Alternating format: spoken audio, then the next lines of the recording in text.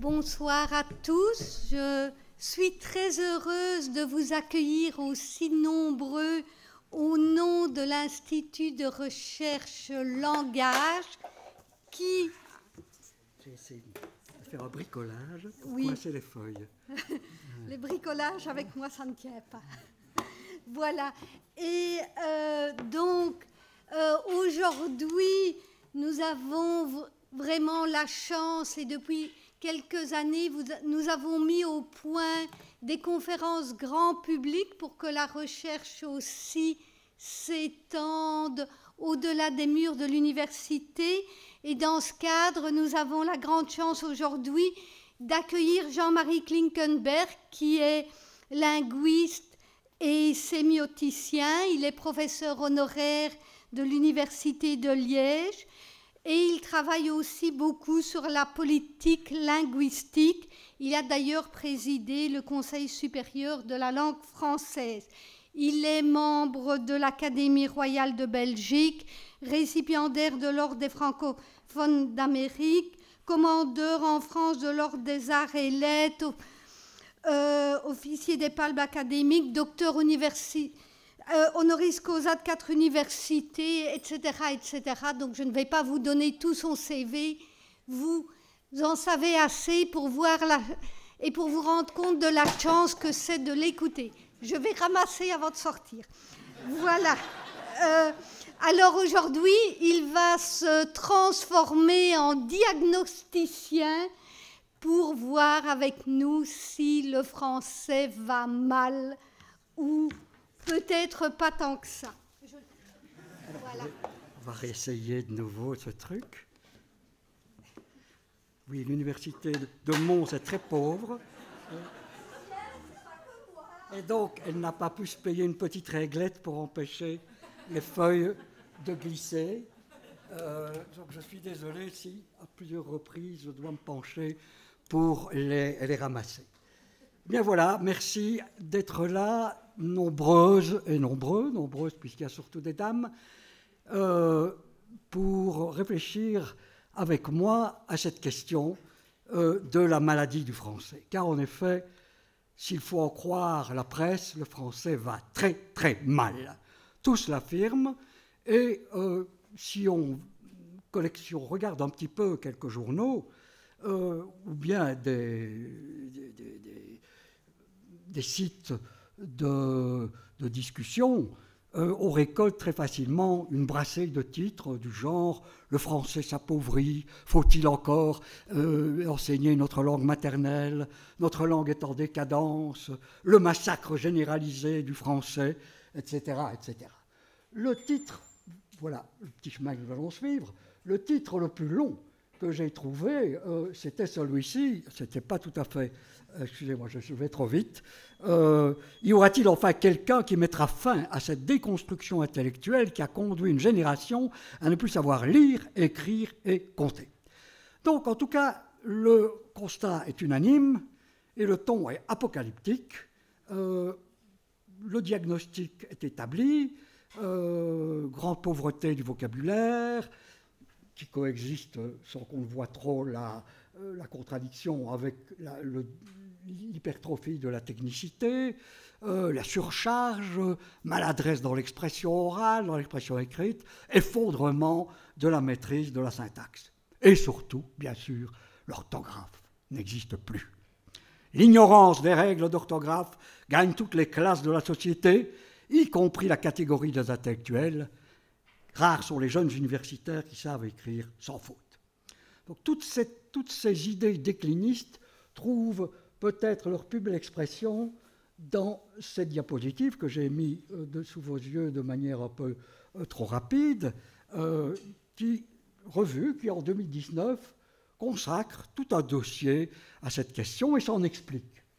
Vous lisez comme moi, le nivellement par le bas atteint tous les secteurs de la vie quotidienne, de la richesse du langage aux capacités de concentration, que le coupable s'appelle QI, informatique, école ou tout ça à la fois, le constat justifie amplement tout un dossier. Dépérissement de la langue, perte de la syntaxe, abandon de la culture générale. Notre espèce redescend la pente du progrès intellectuel. Darwin, au secours!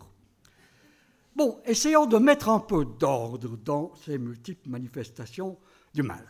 Pour tous ceux qui se tiennent au chevet dans notre langue souffrante, il y a lieu de mettre 3 symptômes principaux en avant. Oui, et c'est surtout les jeunes qui sont les victimes de tout ça. 3 symptômes. Ces 3 symptômes sont, d'une part, l'anglomanie, d'autre part, la crise de l'orthographe, et, symptôme plus récent, la vague de l'écriture inclusive. Alors, la première vague emporte tout sur son passage. C'est toute l'Europe qui est touchée, et spécialement sa capitale, qui a maintenant le visage d'un énième État d'Amérique. Il y a un rapport que l'Académie française a publié en 2022 et qui est intitulé « Pour que les institutions françaises parlent français ». Alors il nous donne une 30aine de pages dans lesquelles on trouve des tas d'exemples et dans lesquels on trouve aussi une enquête où il démontrerait que 70% des Français se déclarent horripilés par la présence asphyxiante d'anglicismes. Donc les Français rejettent, 70% des Français rejettent donc tous ces anglicismes qui touchent même ce qu'il y a de plus central dans la France. Vous imaginez le jardin de la France, la vallée de la Loire, qui maintenant se donne aux touristes sous le nom de Maille-Loire Valley. Et tous les autres opérateurs, qu'ils soient de tourisme ou de transport, sont à l'unisson. On a ainsi à Lyon, Only Lyon, je trouve ça pourtant très, très amusant, et les trains à grande vitesse, bon marché, s'appellent tout simplement Ouigo. Et donc c'est ce qui amène un écrivain qui détourne à son profit le très beau poème québécois de Michel Lalonde, poème intitulé Speak White, où elle décrivait l'humiliation des Québécois en tant que classe sociale. Donc M. Borer détourne le Speak White de Michel Lalonde pour en faire un pamphlet contre les anglicismes. Alors ce qui est grave aux yeux de nos chrysologues, ce n'est pas seulement les emprunts, c'est pourtant une de leurs cibles. C'est aussi et surtout le fait que la communication officielle se fasse en anglais. Et par exemple, on l'a oublié, mais quand Paris a lancé sa candidature pour les Jeux Olympiques de 2024, ce lancement a eu lieu en 2017, le slogan, c'était celui-là, « Made for Sharing ». Mais ce qui horripile particulièrement, ce n'est pas les emprunts, c'est la présence de l'anglais dans la communication, mais c'est aussi et surtout l'impact de cet anglais sur le français. Par exemple, pour Borer, que je viens de montrer, la langue française est exposée au risque de s'effondrer en français pourri, en une sorte de dialecte de l'Empire anglo-saxon. À mon avis, il copie, parce qu'il y a 60 ans d'ici, Etiamble avait sorti un pamphlet qui a été célèbre, « Parlez-vous franglais », et il ne disait pas autre chose que Borer, à cette époque-là. Non seulement nous avalons des mots américains par milliers, qui passent tout cru dans notre langue, mais nous fabriquons de faux mots anglais, nous faussons le sens des nôtres, nous ne respectons plus nos règles de composition, nous déformons notre syntaxe, bref, nous ne parlons plus le français, nous parlons le sabir atlantique. Alors, notons déjà ceci qui sera important pour la suite, que tous ces preux chevaliers emploient des mots qui font peur, invasion, menace. Ils décrivent les échanges linguistiques en termes guerriers. Et nécessairement, dans une guerre, il y a des vainqueurs et il y a des vaincus. Et surtout, et là je me défends déjà en tant que linguiste, ils critiquent ceux qui étudient la langue sans a priori, ce que doivent faire les linguistes, pour qu'ils étudient la langue de la même manière que les entomologistes étudient les fourmis et les abeilles. Ils ne disent pas qu'ils aiment les fourmis ou les abeilles, qu'elles sont belles ou ils peuvent les trouver belles, ça n'empêche pas, mais ce n'est pas ça le job. Ils ne portent pas de jugement sur les abeilles. De même, quelqu'un qui étudie la géologie, qui peut prévoir éventuellement des tremblements de terre, parce qu'il étudie les tremblements de terre, ce n'est pas un ami des tremblements de terre. Donc les linguistes qui décrivent ne sont pas nécessairement des complices, mais pour Borer, pour Etiamble et pour les autres, c'est au mieux des moutons, au pire des collabos, qui précipite la fin du français tel qu'il doit se parler, parce qu'au lieu de décrire ce qui se passe, il devrait prescrire, évidemment, pour dire au bon peuple comment il faut résister à l'anglais. Donc, je ferme cette parenthèse. Premier symptôme, donc l'anglopathie. Deuxième symptôme, la dysorthographie. En 2024, un sondage publié, je ne sais pas pourquoi, par l'Union de la filière papetière, je ne sais pas pourquoi, ce que font les papetiers là-dedans, mais en tout cas, ils font un sondage sur une quantité assez représentative de la population française, et ce sondage révèle que 80% des personnes interrogées estiment qu'au cours des dernières années, le niveau en orthographe s'est dégradé. Et cette dégradation, à mon avis, ne fait que s'accentuer, puisque ce sondage avait lieu une dizaine d'années auparavant, et il n'y avait que 78%. On est donc passé de 78 à 80. Je passe rapidement sur cette question de la dysorthographie, parce qu'on va avoir l'occasion d'y revenir très très longuement. Et je passe au troisième symptôme, last but not least, l'écriture inclusive. Dans le Figaro de mai 2023, un article fustige l'apparition dans les administrations de l'absurde écriture inclusive promue par le féminisme woke et les études de genre. Cette apparition menace de détruire tout simplement la langue française au prétexte de déconstruction. L'Académie française, déjà en 1917, elle se voyait comme une garante de l'avenir et elle avait lancé un cri d'alarme devant cette aberration inclusive. La langue française se trouve désormais en péril mortel, ce dont notre nation est dès aujourd'hui comptable devant les générations futures. Bien, voilà une maladie. Et un bon médecin ne doit pas se contenter d'observer les symptômes, il doit trouver les causes. Il est certain que l'origine de ce grand lâcher-tout ne se dissout pas dans l'air du temps. Tous ceux que je viens de citer dénoncent les coupables avec beaucoup de clarté. Il y a d'abord l'enseignement. L'enseignement, toute partie confondue. C'est lui qui est en crise. C'est à cause de lui que le niveau baisse. L'enseignement, toute composante confondue, c'est-à-dire les enseignants, d'ailleurs, d'un côté, qui sont portés au laxisme et qui ne jouent plus le rôle de justicier, mais aussi les enseignants, soucieux d'emprunter les filières les moins exigeantes. On invoquera aussi le climat disciplinaire. Est-ce que les professeurs ne disent pas qu'ils doivent d'abord avoir le calme et que ça prend 10 minutes, des minutes que l'on vole donc aux matières enseignées? On incrimine aussi la baisse de la lecture. La fameuse filière papetière, dans son enquête, montrait que 63% des interrogés pointaient la baisse de la lecture.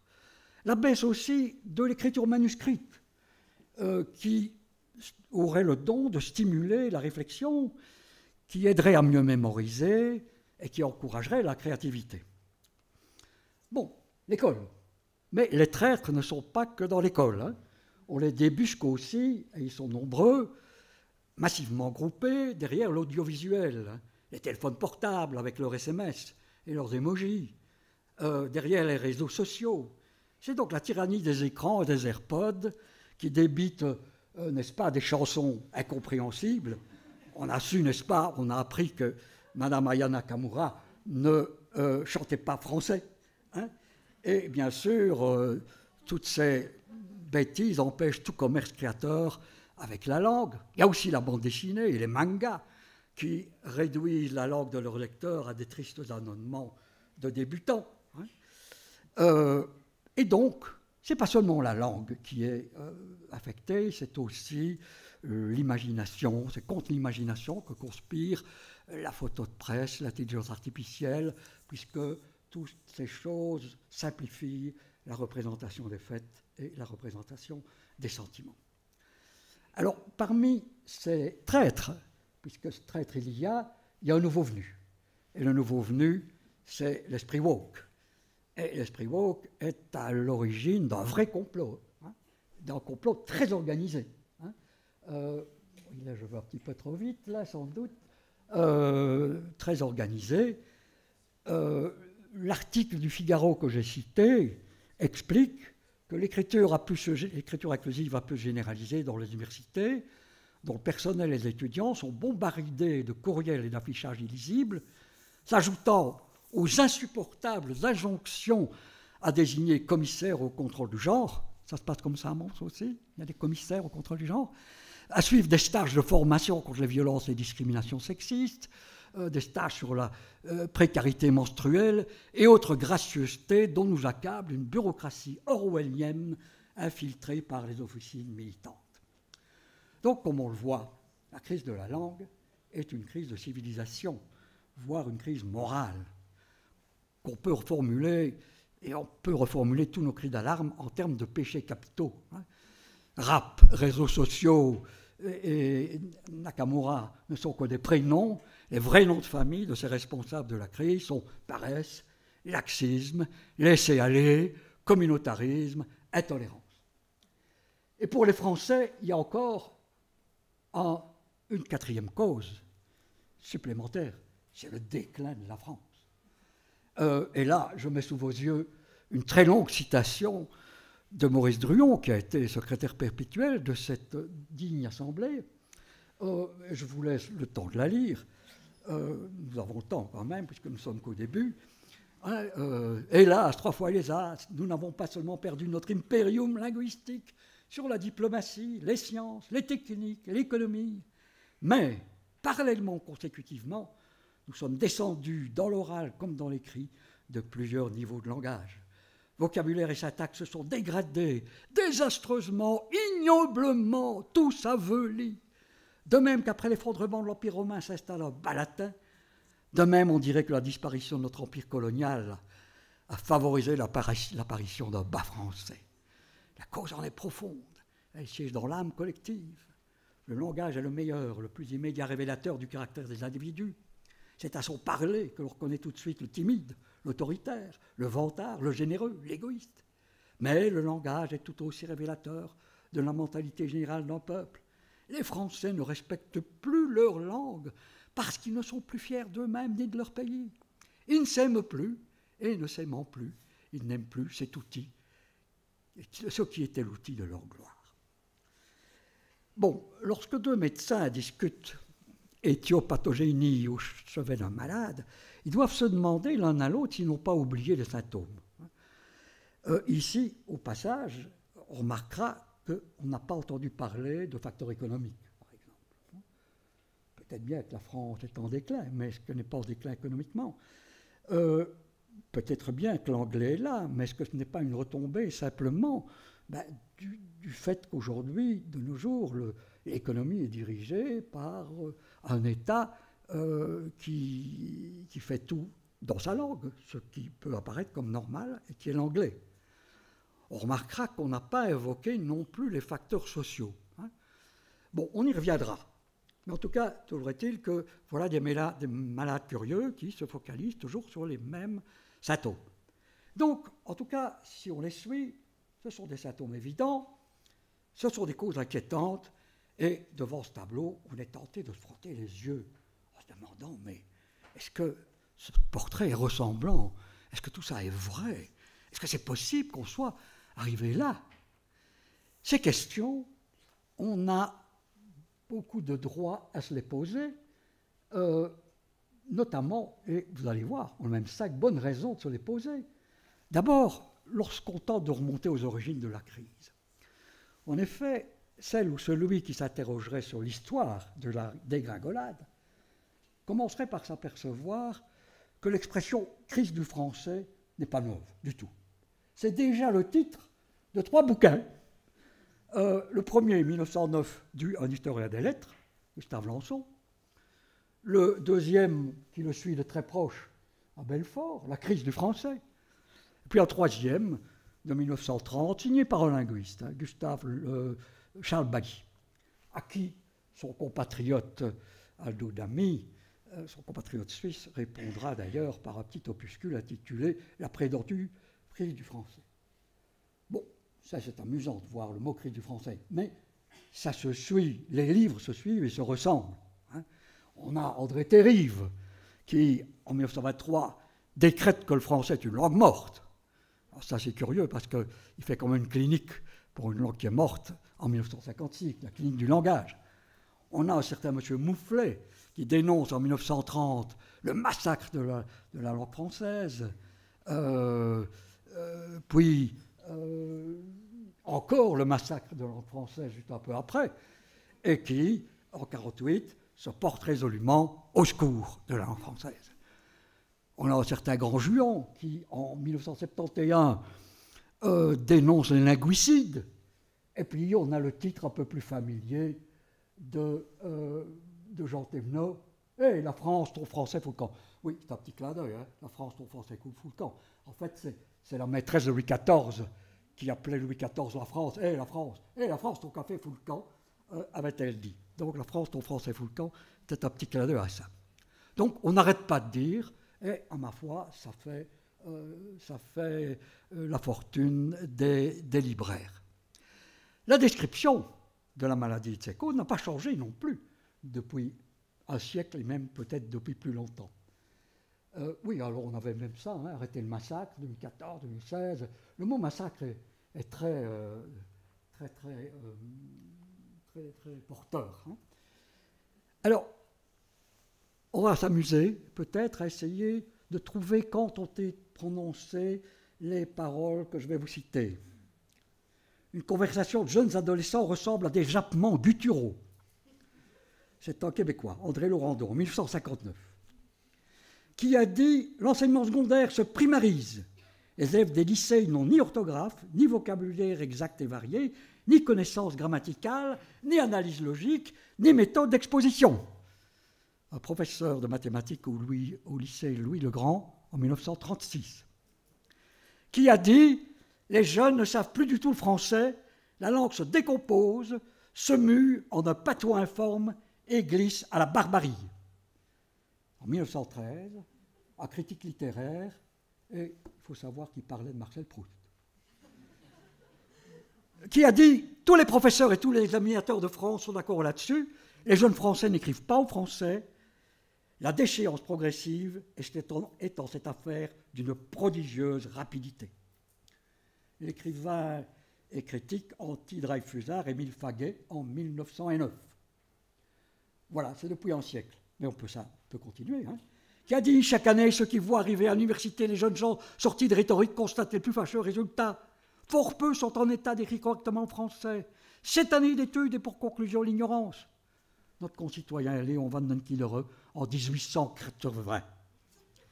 Qui a dit « On ne sait presque plus le français, on ne le parle plus. Si la décadence continue, cette belle langue deviendra une sorte de jargon à peine intelligible. » Lamennais, le théologien et politologue, qui est mort en 1854, qui a dit « Il est ordinaire de trouver des rhétoriciens qui n'ont aucune connaissance des règles de la langue française et qui, en écrivant, pêchent contre l'orthographe dans les points les plus essentiels. » Nicolas Audry, un pédagogue à la fin du XVIIe siècle, qui a dit « Les jeunes gens d'aujourd'hui aiment le luxe, ils sont mal élevés, méprisent l'autorité, n'ont aucun respect pour leurs aînés et bavardent au lieu de travailler. Socrate. » Bon, voilà des constats qui laissent perplexes. Hein. S'il est vrai qu'à chaque génération, la chute est aussi brutale qu'on dit, normalement, nous devrions en être réduits au borborime de la guerre du feu, n'est-ce pas ? Et on peut se demander comment une société dont l'école fonctionne si mal a pu malgré tout produire les progrès économiques, scientifiques, technologiques, sociaux qu'elle a connus depuis plus d'un siècle. Hein. On a quand même inventé en français l'aérotrain, le TGV, la carte à puce et le vaccin contre l'hépatite B. Alors que normalement, on devrait en être resté à la machine à vapeur et aux fixes chaussettes, si ce n'est pas au lance-pierre et à la bougie. Hein. D'ailleurs, dans son pamphlet de 1964, j'avais trop vite là, dans Étiamble, je reviens à Étiamble, dans son pamphlet, il disait « Si nous n'y prenons pas garde, dans 40 ans, il écrit en 64, hein, dans 40 ans, le français aura cessé d'exister. 20 ans après ce qui aurait dû être une issue fatale, le français est là, il est bien là, et c'est d'ailleurs en français que je vous parle, je crois. » Alors la perplexité croît une seconde fois, et devient même une suspicion quand on constate les contradictions à l'intérieur du code social. Une étude qui date d'il y a quelques années, 1991, mais dont les résultats sont encore d'une certaine fraîcheur, menée par Martine Garçou dans la collection Français et Société que publiait la communauté française dans l'Année-Bruxelles, montre bien que les Belges francophones trouvent que ça va de plus en plus mal. Et plus le niveau de diplôme est élevé, plus l'idée que ça va mal est forte. Mais il est intéressant, Martine Garçou est une sociologue, il est intéressant de constater qu'elle pose aussi une question qui est la suivante. Est-ce que vos performances en langue sont meilleures ou moins bonnes que celles de la génération au-dessus de vous, donc de vos parents? Et tout le monde dit, non, je parle mieux, mais mes performances sont meilleures. Et la courbe monte, plus on est haut dans le diplôme, plus... Donc voilà, il y a une contradiction. Globalement, le niveau descend, mais individuellement, le niveau baisse. Autrement dit, la crise, c'est les autres, c'est pas moi. Mais puisque tous ceux qui parlent disent « moi, c'est bien », ensemble, c'est quand même la collectivité. Normalement, la collectivité monte. Donc, d'un côté, elle baisse, de l'autre côté, elle monte. Il y a donc des contradictions dans les diagnostics. Alors, une troisième raison de se poser des questions, et cette fois-ci, la méfiance s'installe décidément, quand on constate que les rumeurs de crise semblent courir, et depuis longtemps, dans toutes les langues des pays industrialisés. C'est ce qu'a permis, par exemple, de constater un très gros bouquin fait en 1985, d'une part par le Robert et par le Conseil de la langue française au Québec. Ça a permis de montrer que, tant en Allemagne qu'en Italie, à l'Est ou à l'Ouest, tout ce que vous voudrez, ce sont les mêmes échos angoissés. Notre langue est en crise, notre langue se meurt. Et parmi les milliers de témoignages qu'on trouve dans ce livre, j'en ai repéré celle d'un auteur espagnol du XVIIIe siècle qui écrit un livre intitulé « Les funérailles du Castillan ». Alors, perplexe, on l'est encore plus, et là, ça interpelle le linguiste pour une quatrième raison. C'est que tous ces discours déclinistes s'autorisent d'erreurs.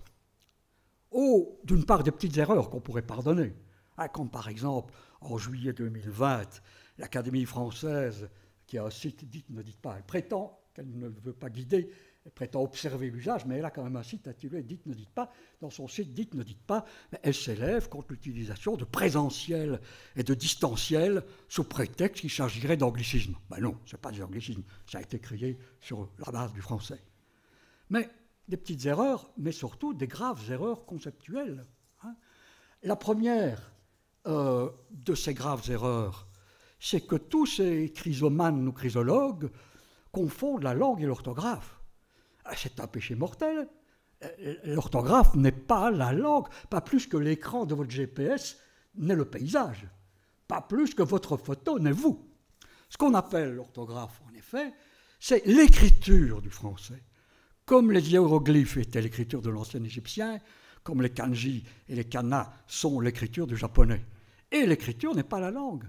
Elle est l'image de la langue, et même, ce serait mieux de dire qu'elle est une image parmi toutes les images possibles de la langue. Par exemple, certaines écritures choisissent de ne pas, comme l'hébreu ou l'arabe, choisissent de ne pas transcrire les voyelles. Et du coup, c'est une écriture qui met en évidence le noyau consonantique qui appartient à plusieurs mots, à une famille de mots. Ainsi, on écrit Ktb, Kitab, qui veut dire le livre, Mektoub, qui veut dire c'est écrit. Bien sûr, attention, si on veut, à un certain moment, et quand il s'agit d'interpréter le Coran, là, il est très important qu'on puisse ne pas se tromper sur les voyelles qu'il faut introduire. Et donc, à ce moment-là, on introduira des petits points, mais dans certains cas seulement. Donc, ça montre très bien qu'une langue, qu'une écriture, c'est chaque fois une analyse de la langue. Il y a par exemple des langues qui ont des tons, ce qu'on appelle des tons, selon que vous dites ma, ma. En vietnamien, ça voudrait jou, fantôme, maman. Eh bien, en vietnamien, on écrit le ton. Mais par exemple, la langue du Rwanda, le Kinyarwanda, c'est aussi une langue à ton, mais on n'écrit pas le ton. Donc, les écritures font un peu comme elles veulent, et parfois elles font avec une grande originalité. Hein. Par exemple, dans l'écriture égyptienne, on a par exemple des recours qui fournissent une analyse des concepts. Par exemple, quand vous avez des petites jambes, ben, ça veut dire que ce qui précède, ça a du rapport avec le mouvement. Hein.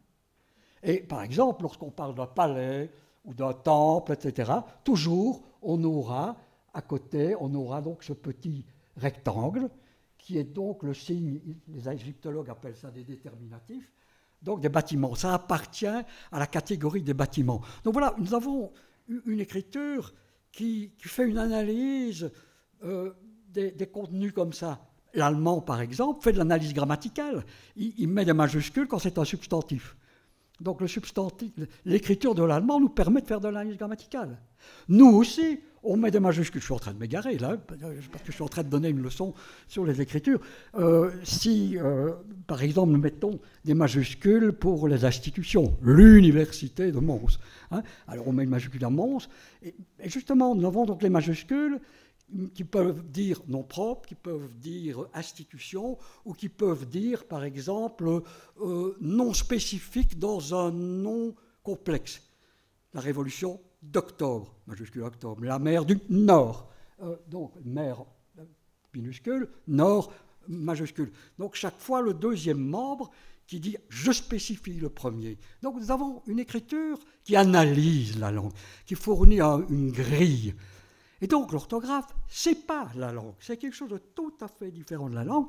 Bien sûr, ça participe à l'image que nous nous faisons de la langue, c'est vrai, mais en tout cas, quand on touche à l'écriture, on ne touche pas à la langue. Quoi qu'on fasse, hein, qu'on mette des majuscules, qu'on mette des points médians, etc., on ne touche pas à la langue. Éventuellement, on touche à l'image que l'on a de la langue. Deuxième exemple de grave erreur, c'est le franglais, ce fameux. Ça a été un coup de génie d'Étiamble d'inventer ce mot-là. Mais le franglais, ça n'existe pas.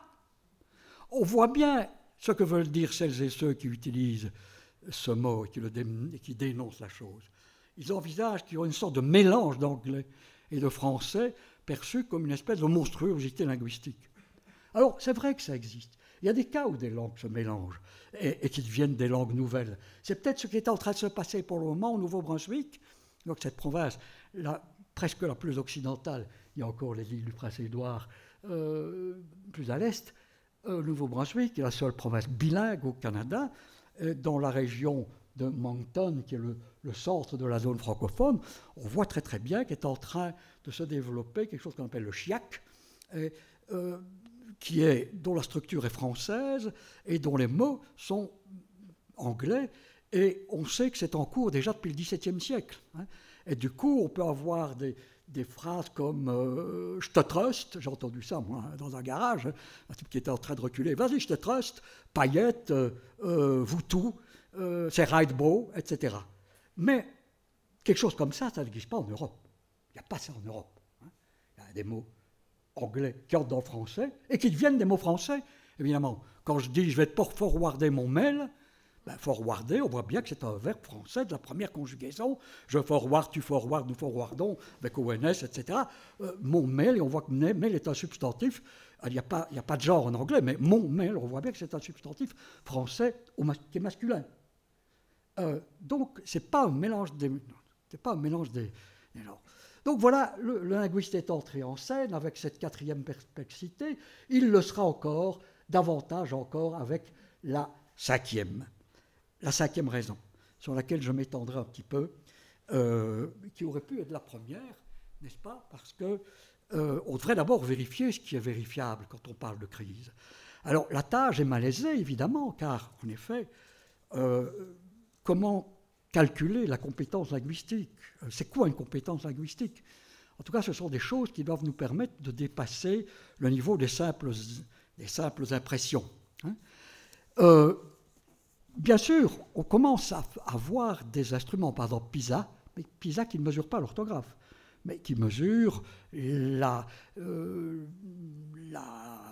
capacité à comprendre des textes, etc., etc. En tout cas, il est très difficile de voir si tout ce qu'on nous dit correspond à des réalités. Et alors, il arrive qu'on ait des données. Et quand on a des données, on subodore l'erreur pour être gentil, l'exagération pour rester gentil, le fantasme, on reste encore gentil, mais peut-être l'imposture ou le mensonge. Ainsi, par exemple, j'ai un collègue qui est très médiatisé, Alain Bentolila. Il est popularisé dans tous les médias où il se répand en disant 10% de la population ne maîtrise que 400 à 500 mots. Alors, il a d'ailleurs beaucoup varié. Hein. Il y a des articles où il dit 200 mots. 250 mots. 20% des jeunes les moins dotés ne disposent que de 250 à 300 mots. La notion de mot ne signifie pas grand-chose pour les linguistes. Mais en tout cas, si on veut que ça signifie quelque chose, on sait que 400 mots, c'est à peu près la compétence d'un petit enfant de 18 mois. Alors donc, il est impossible qu'un jeune, quelle que soit sa situation sociale, ait régressé à 400 mots de vocabulaire, et encore moins à 250, bien sûr. Alors Bentolila est extrêmement discret sur ses sources. Quand on lui demande, mais il invoque un article publié dans une revue extrêmement confidentielle dont il est directeur. Je trouve qu'il n'a pas besoin de mentir pour prouver ce qu'il veut prouver. En effet, le problème qu'il veut souligner bien réel, c'est que l'école ne parvient pas à effacer les différences sociales des élèves en matière d'apprentissage de la langue. Je suis bien d'accord avec Bentolila, mais il n'a pas besoin de mentir pour le prouver. Il faudrait donc des données filables. Par bonheur, on en a aussi dans le domaine où l'idée de crise semble la plus indiscutable, c'est l'orthographe. C'est l'orthographe. Mettre en doute qu'il y ait une crise orthographique semble sacrilège, évidemment. Au point qu'un rapport ministériel en Belgique des années 80 en parle beaucoup, mais sans se référer à aucune étude sur le domaine. Or, des études, on en a justement beaucoup à cette époque. Les années 70 sont une année où, pourquoi je n'en sais rien, on a commencé à beaucoup à s'intéresser à l'orthographe comme écriture, justement. Et il se fait qu'en 73, 2 équipes de chercheurs français, avec des méthodes différentes, se sont penchés sur le problème de l'évolution de l'orthographe, avec des échantillons différents, avec des méthodes statistiques différentes, etc., sur les performances des jeunes en âge scolaire depuis que l'enseignement est obligatoire, c'est-à-dire depuis 1830. Le résultat de ces études sont convergents. Le niveau était resté exactement le même depuis 1830, ni plus haut, malgré toute l'inventivité des pédagogues, mais ni plus bas. Et depuis, c'est peut-être un peu différent. Hein. On a une dictée qui avait été faite à la fin du 19e siècle et qui a été rééditée dans les années 80. Et là, on s'aperçoit que le niveau avait monté. Et cette dictée, on la refait à peu près tous les 7 ou 10 ans. Et là, on constate effectivement une certaine baisse de niveau qui est d'ailleurs confirmée par plusieurs études faites en France. Mais donc il y a une baisse, c'est certain. Mais ce qui est intéressant de voir, c'est qu'on constate une baisse, on voit que ce sont plutôt des fautes moins graves qu'avant. Par exemple, dans les fautes faites dans les dictées du 19e siècle, les fautes très courantes, ce sont des mauvaises coupures de mots. Hein. L'évier, par exemple, on mettra le L avec l'évier, hein, ou bien maman qui est venue, alors on a maman qui en un seul mot, etc. etc. Aujourd'hui, ce genre d'erreurs ne sont moins fréquentes. Mais ce qu'il faut voir aussi, c'est que s'il y a une baisse, il y a aussi le fait qu'on n'apprend plus que l'orthographe. En gros, l'école primaire du 19e siècle était fondée autour de 2 piliers qui étaient la connaissance de l'orthographe et d'autre part le calcul.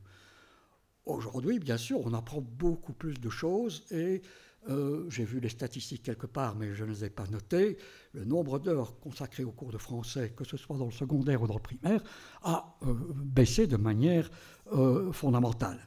En tout cas, les disciplines scolaires sont beaucoup plus nombreuses. Autrefois, on savait beaucoup sur presque rien. Aujourd'hui, on sait un peu sur presque tout. Enfin non, sur presque tout, non. Ça reste quand même pas grand-chose vu l'étendue des connaissances. Donc, baisse, certainement, mais effondrement, pas du tout. C'est certainement faux. Cette illusion d'un effondrement est aussi entretenue par le mythe de nos grands-mères, qui savaient l'orthographe, n'est-ce pas, alors qu'elles n'avaient fait que les primaires. Elles avaient une orthographe irréprochable. Moi, j'ai tenu ce discours-là. Ma mère avait une orthographe irréprochable, elle n'avait fait que ses primaires. Aujourd'hui, je comprends, évidemment, c'est que ma mère était là, me tapait sur la tête, a oublié de mettre tes S au pluriel. Donc c'était la référence. Mais quand mes parents sont morts et que mes frères et sœurs m'ont dit « Regarde un petit peu, il y a tout le courrier, pourrais-tu c'est toi qui vas les lire et tu brûleras ce courrier, sauf s'il y a des choses importantes que nous devions savoir. » J'ai rendu compte que ma mère, elle faisait des fautes d'orthographe. Et donc, les grands-mères faisaient des fautes d'orthographe aussi. Et là aussi, on a des études. Par exemple, on a mis beaucoup d'argent pour étudier la correspondance des poilus, qui, dans les tranchées, pendant la guerre 14 juillet, écrivaient, et leurs femmes, qui étaient donc nos grands-mères, nos arrière-grands-mères, leur répondaient. Mais leur orthographe est déplorable. Donc, c'était les fameuses grands-mères qui écrivaient aux poilus, mais elles continuent, dans nos mémoires, à avoir une excellente orthographe. Donc, 5 sources de perplexité. 5 sources de perplexité qui pourraient nous faire penser que le discours sur la crise est un éternel rabâchage, une antienne. Mais évidemment, on ne peut pas se contenter de hausser les épaules. Hein. Et bien sûr, la langue est en crise est une proposition tellement générale qu'elle en devient invérifiable, mais il resterait quand même au moins à expliquer d'où vient cette idée, à quelle préoccupation correspond cette idée, de quelle situation objective est-ce qu'elle est l'image fantasmatique. Et donc pour répondre à ces préoccupations, il faut sans doute marquer un petit temps d'arrêt et rappeler 2-3 évidences en matière de langue. Je regarde le temps dont nous disposons, pour pouvoir nous poser la question, mais ça serait quoi être en crise pour une langue ? La crise principale pour une langue, disons tout de suite, ce serait de ne plus être parlé. Hein. Je reviendrai très brièvement à un moment donné à cette perspective de la mort des langues au moment de conclure. Hein. Mais de ce point de vue-là, en tout cas, nous pouvons avoir tous nos apaisements. Hein. Le français va bien, très très bien. Et il ira encore mieux demain. Hein. Il y a des démographes qui ont travaillé au début du XXIe siècle, en 2008, et qui faisaient des projections sur le nombre de francophones en 2050, et qui basaient ces projections sur 2 hypothèses. L'hypothèse d'une stabilisation des taux de naissance ou bien d'un accroissement, et aussi l'hypothèse d'une stabilisation de la scolarisation dans les pays du Sud et d'une progression de la scolarisation. Dans les cas les plus favorables, il arrivait à prévoir pour 2050 276 millions de francophones, dans la moins favorable, et dans la plus favorable, 680 millions de francophones. Or, le premier chiffre, le chiffre bas pour 2050, est déjà atteint en 2014. Hein, il est dépassé en 2022, chiffre bas.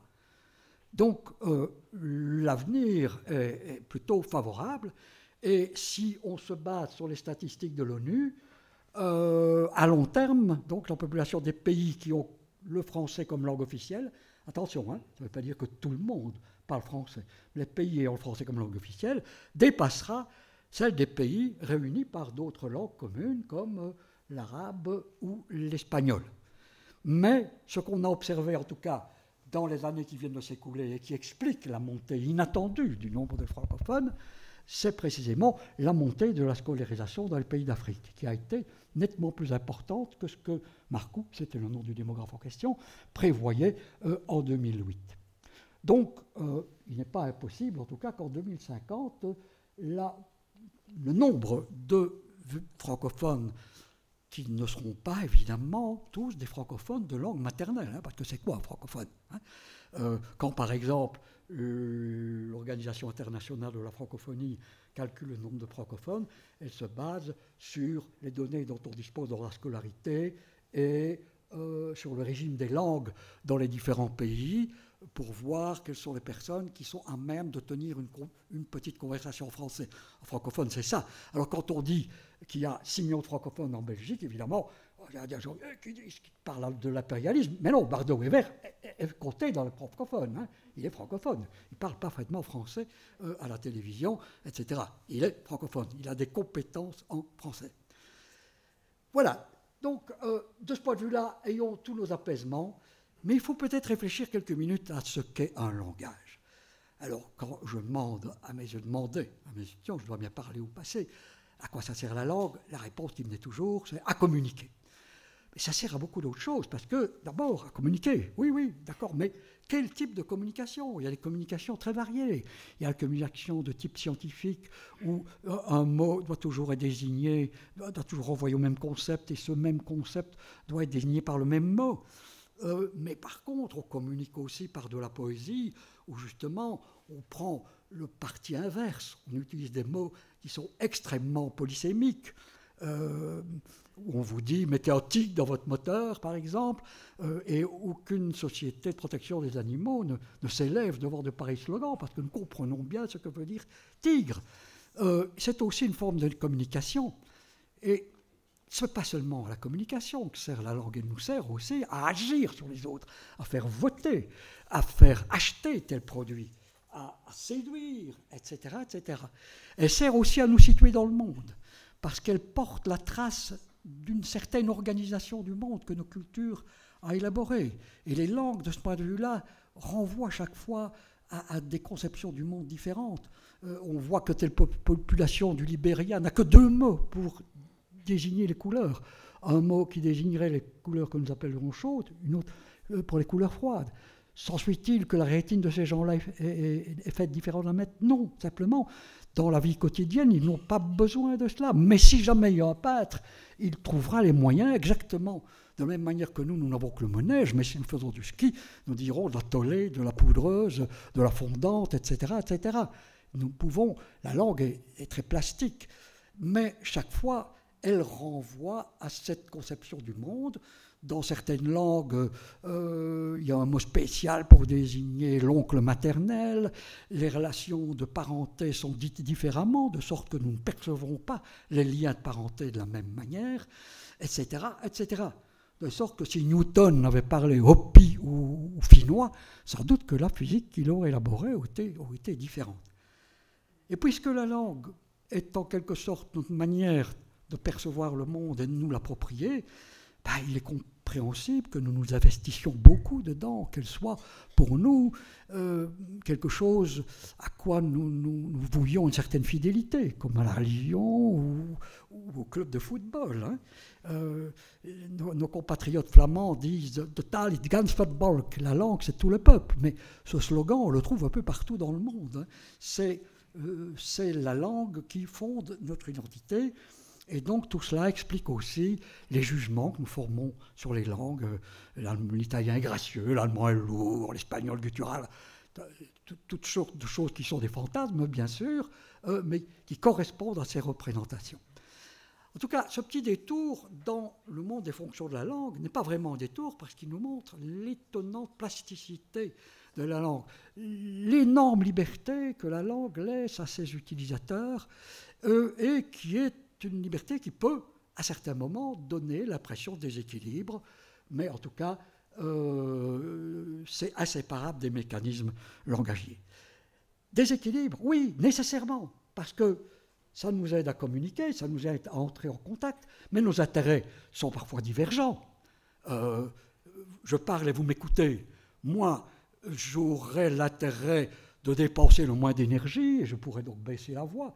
Votre intérêt, vous, c'est d'entendre. Et donc, si je baissais la voix, vous devriez, vous, faire un effort supplémentaire. Nos intérêts ne sont pas les mêmes. Mais nous négocions, nous trouvons une solution d'entente. Et donc, la langue étant donc au milieu de toutes nos interactions sociales, de nous qui avons des intérêts parfois divergents, forcément, il y a des tensions, forcément, il y a des déséquilibres. Et tout ça nous fait dire, évidemment, qu'il n'y a pas un seul Français. Il y a des Français. Je me permets de raconter une anecdote, tiens, personnelle, pourquoi pas. J'ai déjà raconté celle de ma mère, qui ne connaissait pas l'orthographe. Ça, je ne l'ai jamais faite. Un jour, parmi les universitaires, un de leurs grands moments d'existence, c'est la délibération. À ce moment-là qu'on décide du sort des étudiants. Et on discute, peut-il passer dans la classe supérieure. Un jour, un de mes collègues se penche vers moi et d'un air un peu dégoûté me dit « Ils ne savent plus le français. Hein. » Il était linguiste. « Ils ne savent plus le français. Hein. » Alors moi, je me reproche souvent d'avoir l'esprit de l'escalier. C'est seulement après que je pense à ce que je n'aurais pas dire. Mais là, je suis très fier de moi. Tout de suite, je l'ai répondu. Il me dit « Ils ne savent plus le français. »« Ah, dans quelle langue les avez-vous interrogés ?» Évidemment, il les avait interrogés en français. Mais je ne peux pas discuter avec quelqu'un qui me dit qu'ils ne savent plus le français. Mes étudiants parlent français. Par contre, s'il avait dit, et là j'anticipe peut-être sur quelque chose que je devrais dire dans les conclusions, s'il m'avait dit « J'estime qu'ils ne connaissent plus le type de français que je me sens en droit d'exiger dans le cadre de la circonstance tout à fait particulière qu'est l'examen oral », ça, je pouvais discuter.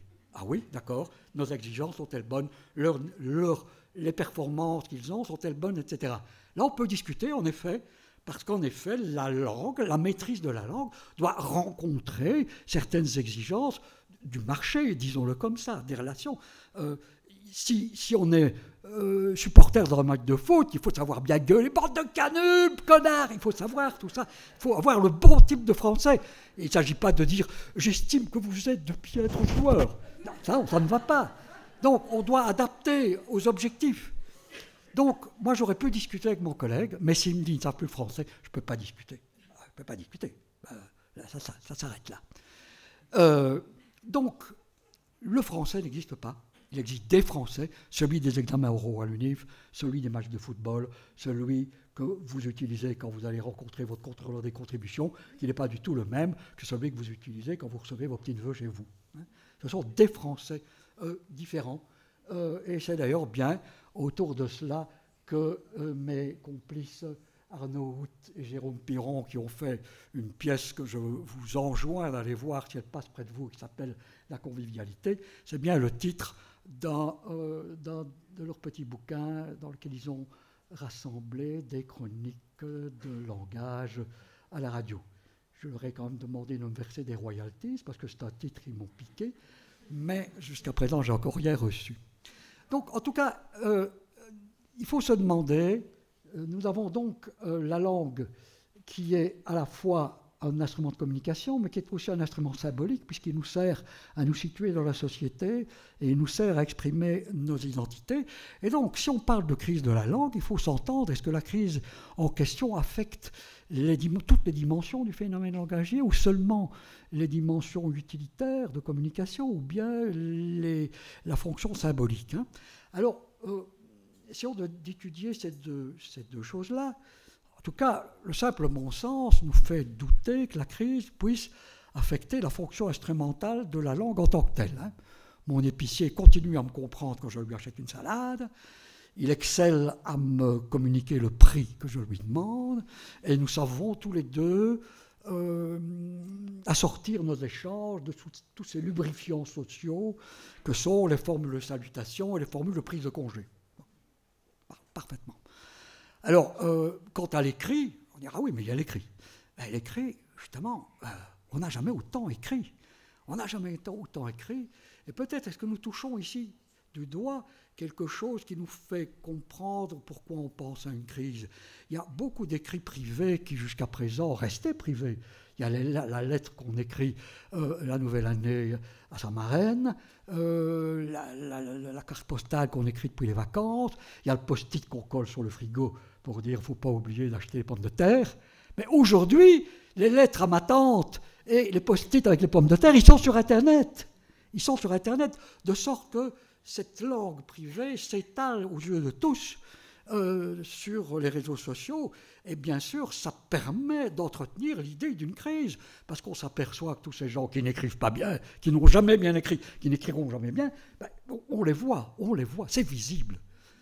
Les lettres des poilus n'étaient pas visibles jusqu'à ce que des gens de certaines universités aillent les rassembler, les mettre sur ordinateur, sur des bases de données et les étudier. C'était privé. Maintenant, c'est devenu public.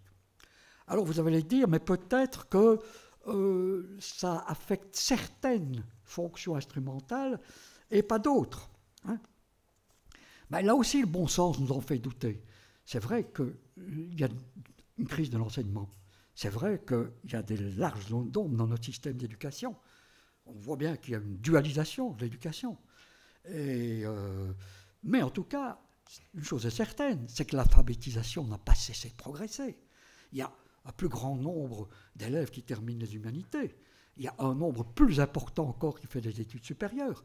Et ça, c'est plutôt le signe d'un progrès plutôt que d'une régression. C'est ce qui a amené... Pourquoi il s'arrête? C'est ce qui a amené deux sociologues à la fin du siècle dernier.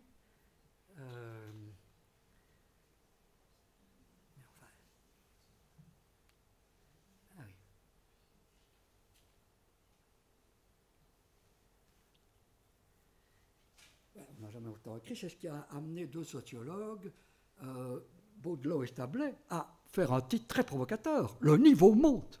Le niveau monte. En effet, 60% des jeunes quittaient l'école sans aucun diplôme à la fin du 19e siècle. Avant la guerre 40, plus que 40%.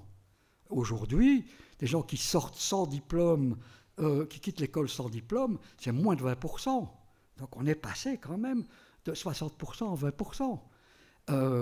Donc le taux de scolarisation a monté. Et donc ceci peut aussi expliquer un sentiment de la descente. Alain Ray, le responsable des dictionnaires Robert, faisait une comparaison assez amusante. Il disait, regardez, si on a un sport comme le golf, par exemple, qui est pratiqué par une toute petite portion de la population, forcément, il y a une forme d'excellence qui s'installe, mais imaginons que ce sport soit pratiqué par tout le monde, que ça se répande. Il y aura évidemment des tas d'amateurs, des tas de canuls, ça va se voir. Hein. Globalement, le niveau du golf aura monté, il y aura plus de champions, il y aura plus de bons golfeurs. Mais on verra aussi, du coup, qu'il y a beaucoup de mauvais golfeurs. Et si on a le regard mal tourné, on ne verra que ceux-là. Donc, crise. Est-ce que la crise viendrait du fait que ça va trop vite aujourd'hui, que la langue évolue? Parce que, n'est-ce pas, toutes les langues évoluent. Elles changent. Et elles changent parfois très très lentement. Et justement, ce sont les changements très lents qui sont les changements les plus profonds, ceux pour lesquels on serait en droit de parler de crise. Mais justement, on ne les voit pas. Le latin, nous parlons latin, vous parlez latin, nous parlons tous latin. La forme que le latin a prise de nos jours. Le latin avait des déclinaisons comme l'allemand. Il n'en a plus, il y a juste cheval, chevaux, ça t'en reste de déclinaisons, hein, cheval, chevaux. Mais sinon, il n'y a plus de déclinaisons. On les a perdus au XVe siècle, il y avait encore 2 cas, maintenant c'est fini. Figurez-vous, ça c'est grave hein, comme de perdre ces déclinaisons pour une langue. Ça c'est une crise de la langue, ça c'est changer profondément la langue, ça c'est vraiment porter atteinte à son âme. Mais aucun grammairien puriste latin n'a averti qu'on était en train de perdre les déclinaisons, parce que ça s'est passé dans un temps qui excédait le temps d'une génération. Alors justement, est-ce qu'aujourd'hui, on dirait qu'il y a une crise parce que le mouvement est rapide, et ça déboussolerait les gens? Là aussi, il faut traquer les idées reçues. Hein. Il faut distinguer dans une langue, par exemple, ce qui change vite et ce qui ne change pas vite. Ce qui change vite, c'est le vocabulaire. Mais le vocabulaire, c'est superficiel. Regardez un peu, comme on a traduit Lewis Carroll, le Jabberwocky, je n'en prends qu'un des deux. Tous moiles étaient les Borogov, les Skliktuetov lentement roivissaient. Je ne sais pas du tout ce que c'est un stove. Hein. Je ne sais pas ce que c'est pour un Borogov d'être moelle. Mais une chose est certaine, c'est que Borogov est un substantif, au pluriel, que ce moelle est un adjectif, et c'est même un attribut. Et roivisser, c'est un verbe, vraisemblablement, est-ce que c'est roivisser ou roivir? Ah, ça, peut-être qu'on ne sait pas, mais c'est un verbe, et il est à l'imparfait. Voilà, c'est superficiel, mais nous savons que c'est du français. La structure est une structure française, avec des articles, avec des genres, etc. Donc, C'est pour ça que je vous disais tout à l'heure que je vais forwarder le mail. C'est du français aussi, comme Touche-moi l'était les Borogov. Même si c'est un français qu'on ne comprend pas ou qu'on ne comprend pas encore ou qu'on ne comprend plus. Par contre, Molière qui dans le bourgeois gentilhomme, demande à son prof de broder autour de belles marquises, vos beaux yeux me font mourir d'amour, et il décline toutes les possibilités, mais Molière n'aurait jamais osé proposer la séquence du bas. Belle beau mourir, me vaut de marquise fort mourieux. Ça non. Tous les mots pris isolément nous sont familiers, mais ce n'est pas une phrase française. Ce n'est pas du français. Donc, Lewis Carroll, c'est du français très curieux, mais la phrase en rouge, là, n'est pas du français. Donc, le lexique est le reste comme la syntaxe. Or, tout le reste, pour le moment, ça ne bouge pas tellement. Ce qui fait l'essentiel des langues, c'est la syntaxe, c'est la morphologie, c'est la phonétique. La phonétique du français n'a pas beaucoup bougé. Bien sûr, nous continuons, nous autres qui sommes un peu des xélacantes, nous continuons à opposer brun et brun qu'on n'oppose plus à Paris.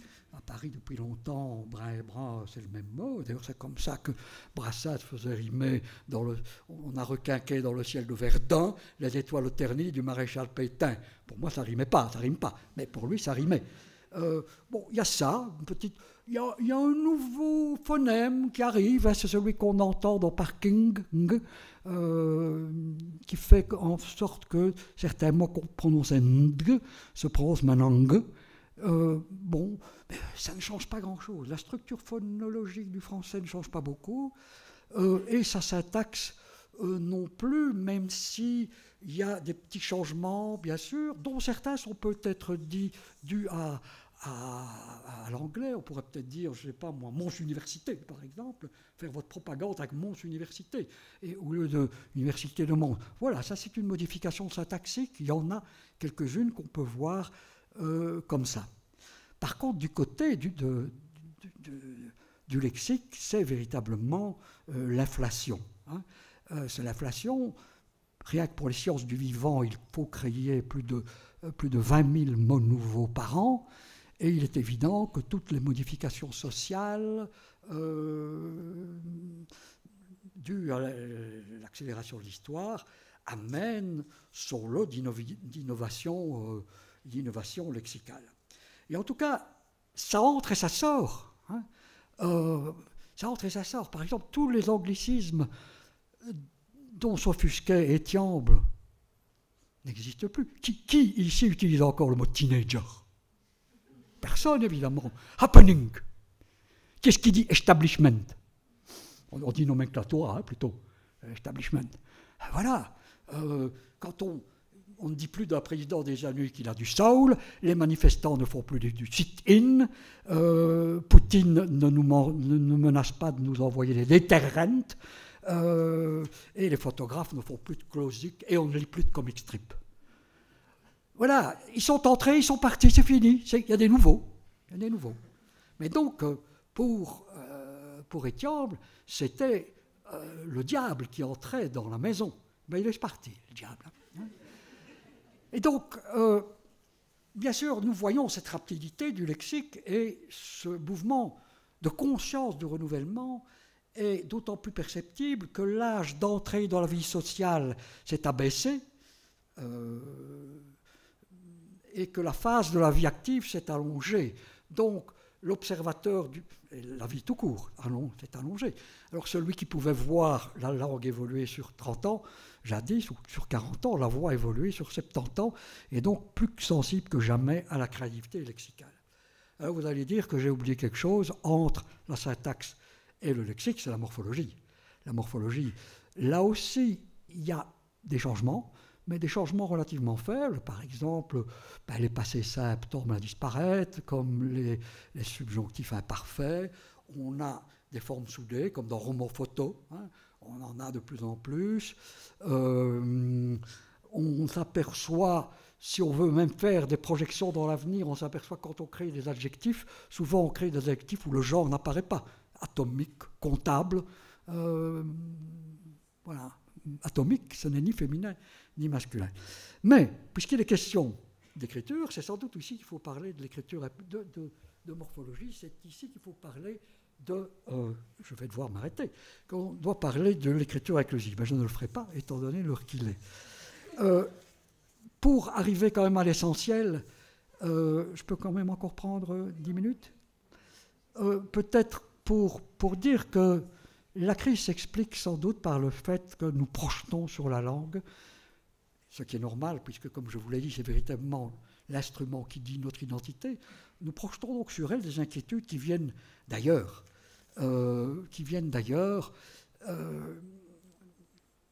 C'est notre crainte, peut-être, nos craintes, puisqu'elle est un gros réservoir d'imaginaire. Ce sont des craintes sur l'ensemble du monde qui vient se coller sur la langue, alors que ces craintes viennent de sources plus obscures. Hier, le sida, la crise pétrolière, puis plus près le Covid, aujourd'hui l'inflation, la guerre en Ukraine, le réchauffement climatique, demain les inondations, Donald Trump, Bart de Wever dont j'ai parlé, etc., etc. Donc, il y a un désarroi qui accompagne nécessairement les mutations historiques importantes. Et nous sommes dans une période de mutation importante, et de sorte que les langues sont prises là-dedans. Et si j'avais du temps, mais je ne l'ai donc pas, alors.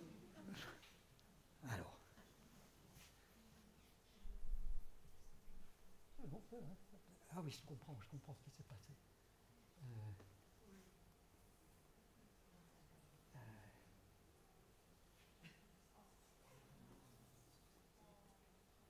Donc on projette sur la langue des choses qui viennent d'ailleurs.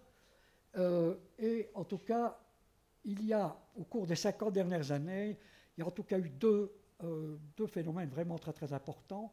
L'un qui a été étudié par les sociologues et qu'on a appelé la culture du narcissisme.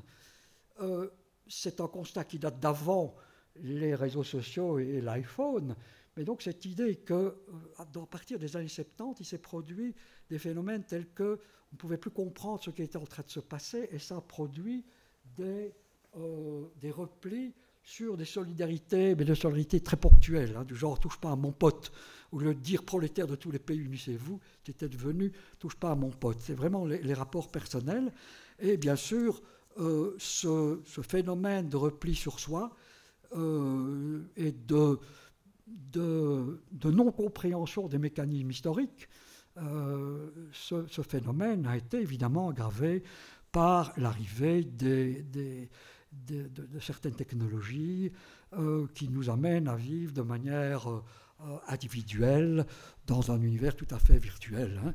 Nous restons tout seuls dans notre petite chambre, mais nous avons des 1000 amis sur Facebook, des amis que nous ne verrons jamais, mais avec qui nous ne pouvons pas dialoguer, avec lesquels nous ne pouvons pas confronter nos évidences, nos croyances, puisque les algorithmes font que nous ne rencontrons jamais que les gens qui ont le même avis que nous, qui regardent les mêmes films, qui écoutent la même musique et qui ont les mêmes avis politiques. Par ailleurs, il y a aussi eu, et c'est un tournant qui date déjà de l'après-guerre, un remodelage de la morphologie sociale. Je pousse sur le mauvais bouton de ma télécommande. Avec la montée de deux catégories sociales qui ont été en émergence, qui sont en émergence, mais dont l'émergence est fragile. La petite bourgeoisie et les femmes.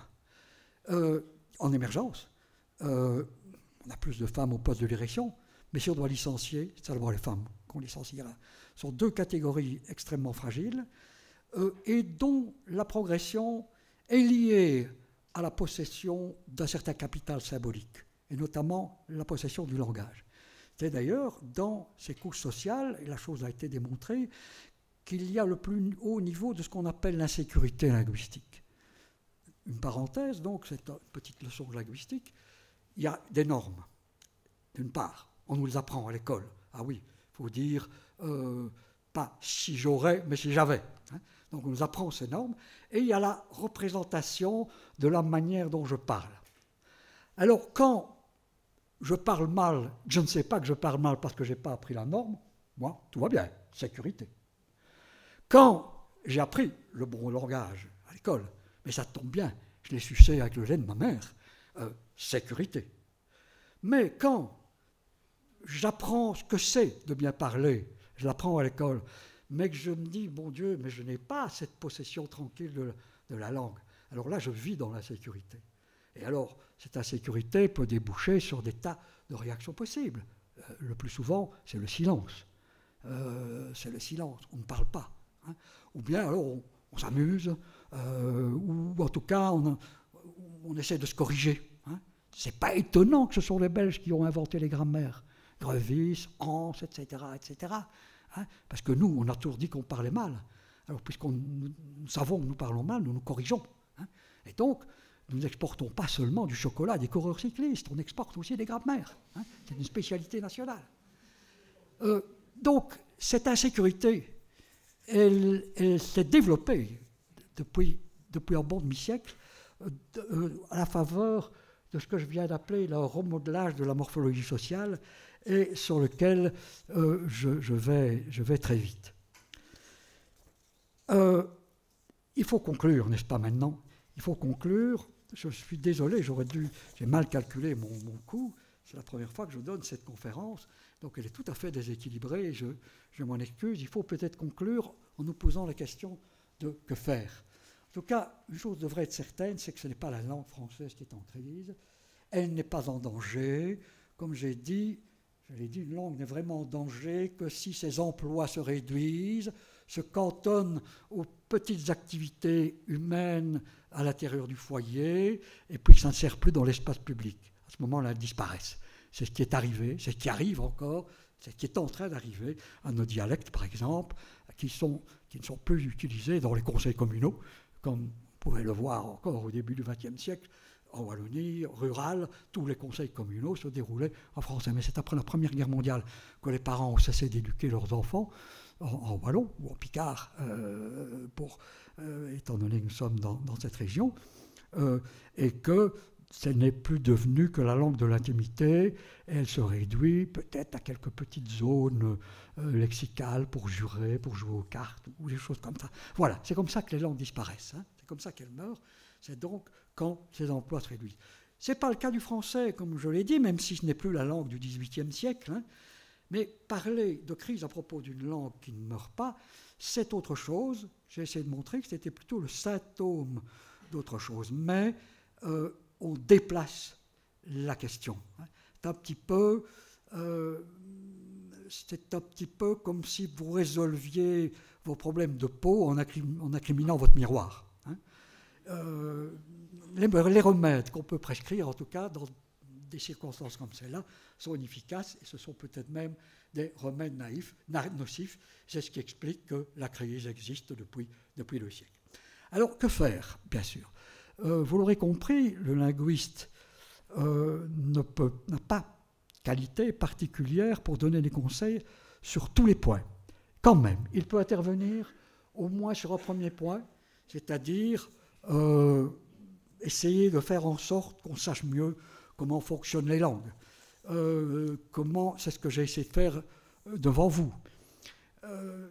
Alors qu'aujourd'hui, on ne croit plus beaucoup à la Terre plate, ni au géocentrisme ou aux anges, encore que je vois dans les librairies que ça semble remonter, hein, pour les anges en tout cas, hein, et sur Internet, la Terre plate, il y en a. Hein. On ne croit plus à la Terre plate, mais en tout cas sur la langue, on continue à dire toutes sortes de bêtises. Hein. Donc, un des devoirs des linguistes serait de remettre le savoir au cœur du débat. C'est ce que nous avons essayé de faire. Ce sont les linguistes atterrés. Nous avons fait un petit clin d'œil aux économistes atterrés. Donc en 2023, l'an dernier, nous avons publié un tract chez Gallimard, le français intitulé de manière tout à fait provocante « Le français va très bien, merci », où il y a 10 chapitres. Le français, la langue de Molière, ça veut dire quoi ça? Pourquoi la langue de Molière? Le français n'a pas une orthographe parfaite. l'Académie, c'est ça qui a peut-être fait couler plus d'encre, l'Académie française est incompétente en matière de langue, incompétente dans les deux sens du mot incompétent. Hein. Il n'a pas de compétence juridique et il n'y a pas de compétence, il n'y a pas de linguiste, il n'y a pas de spécialiste de la langue. Hein. C'est comme si on demandait à un grand sportif d'être un expert en mécanique ventilatoire. Il est peut-être bon sportif, mais son diplôme de médecine est encore loin, peut-être. C'est ça qui nous a valu quand même beaucoup de critiques. Donc, il y a faire advenir le savoir. Et peut-être qu'avec le sociologue, étudier les origines de l'idée de crise, c'est ce que j'ai fait en parlant de remodelage de la morphologie sociale, en parlant de l'avènement des femmes et de la petite bourgeoisie, j'ai fait de la sociologie. Donc avec le sociologue, il pourra peut-être travailler sur la manière dont se forme le discours de la crise de la langue et ce qui donnerait la possibilité d'agir dessus. Donc d'une certaine manière, ce qu'il faut, c'est développer l'esprit critique, c'est d'apprendre à voir ce qu'il y a, par exemple, derrière la concurrence des langues. C'est parler du statut des langues dans les entreprises, parler du statut des langues en Europe. Ça, c'est des vrais problèmes. Mais par contre, perdre son temps à discuter sur le point de savoir s'il faut bannir, spoiler et le remplacer par divulgacher, ça me paraît moins important que de voir quels sont les mécanismes qui font, par exemple, qu'on est aliéné par sa langue, parce qu'on ne la comprend pas, parce qu'on peut, ce qui fait qu'on ne peut pas progresser dans sa profession, parce qu'on n'a pas le bon régime linguistique. Ça, c'est des choses importantes. Et donc, et ça c'est un deuxième point, c'est de pointer les besoins langagiers. Et donc, je peux revenir à mon anecdote de mon collègue, hein, qui disait « ils ne savent plus le français ». Rappelez-vous, je vous disais que s'il m'avait dit je suis en droit d'attendre un certain type de français dans ce type de choses. Là, on peut discuter, on fait des études, qu'est-ce qu'il nous faut? Donc, on détermine les besoins, quelle est la situation du marché, autrement dit, quelles sont les compétences, qu'est-ce qu'on peut faire comme remédiation sur ces points-là. Donc, il faut désigner ces points-là. On peut le faire. Par exemple, il m'arrive assez fréquemment de donner des formations, soit dans des administrations, soit dans le privé, sur l'écriture. Alors, nous avons tous appris à écrire. Mais pour faire de belles rédactions, quand nous avons été à l'école primaire, on nous a dit, écoutez, il faut jamais utiliser les mêmes mots. Hein. Si vous parlez de la neige, vous allez dire la neige tombe, ce beau tapis blanc, la nature revêt ses habits de... Mais, par exemple, vous devez écrire un mode d'emploi, c'est pas ça. Le mode d'emploi, ça demande autre chose. Hein. Imaginez ici qu'il y ait une alarme incendie qui soit là, et que le mode d'emploi, ça soit, si le bouton rouge s'allume, pressez sur le dispositif jusqu'à l'extinction de l'alarme. Attention, bouton, alarme, dispositif, si c'est la même chose, non. Si le bouton rouge s'allume, poussez sur le bouton jusqu'à l'extinction du bouton. Voilà. Ça, c'est comme ça qu'il faut faire. Et quand on fait une recette de cuisine, c'est la même chose. Donc, quand on fait des lettres dans des entreprises d'assurance, quand on écrit le manuel de location dans un réseau de logements sociaux, ou quand on fait des modes d'emploi, c'est un autre type. Il y a des besoins langagiers. Il faut pouvoir les déterminer. On les détermine, et c'est pas trop difficile. Hein. Faire des lettres lisibles, c'est pas de passif. Voilà, pas de passif. Le moins possible de substantifs et les remplacer par des verbes, et de préférence des verbes conjugués, pas seulement à l'infinitif, des choses comme ça. Donc, les besoins, quels sont les besoins, et comment les couvrir. Et à ce moment-là, peut-être qu'on pourrait dire oui, il y a une insuffisance. Oui, là, il y a un problème. Mais crise de la langue, ça ne nous aide pas du tout à décider quels sont ces problèmes. Donc, c'est presque la même chose. Hein. Comment est-ce qu'on peut agir sur la langue? Parce qu'en effet, non seulement la langue, c'est quelque chose qui nous sert à communiquer, qui nous sert à nous dire, mais c'est quelque chose qui nous permet d'agir, et d'agir sur la société, de pacifier les rapports sociaux, par exemple. Vous avez tous, au mois de juin, rempli votre déclaration d'impôt. En lisant les instructions, jadis elles étaient sur papier, et on les a beaucoup améliorées, elles sont sur Internet maintenant, mais en les lisant, vous vous sentiez coupable avant même d'avoir essayé de tricher, tellement c'était écrit. Le contribuable qui désire exciper d'un abattement de cotisation, exciper. Qui a utilisé le verbe exciper au cours des 12 derniers mois ici? Personne. Donc, apprendre, peut-être que pacifier les rapports des administrations qui sont à notre service, on peut le faire, justement, en donnant des formations.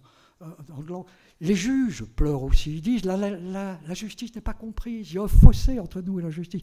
Il me semble que ce fossé entre les pouvoirs publics et les administrations, la justice, etc., crée de la violence, crée le lit de l'extrême droite. Donc, on peut intervenir sur ces choses-là, modestement.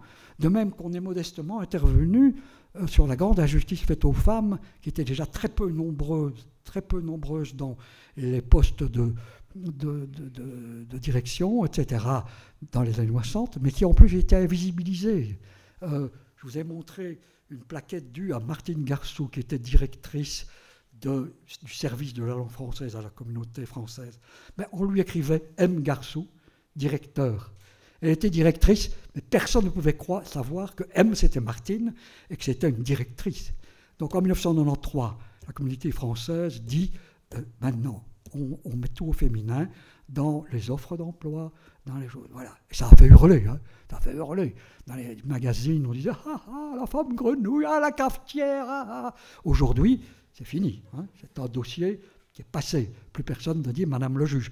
Il y a encore 2 échevines dans ma ville, je leur écris régulièrement, qui continuent à se faire appeler Madame l'Échevin, contre le prescrit légal.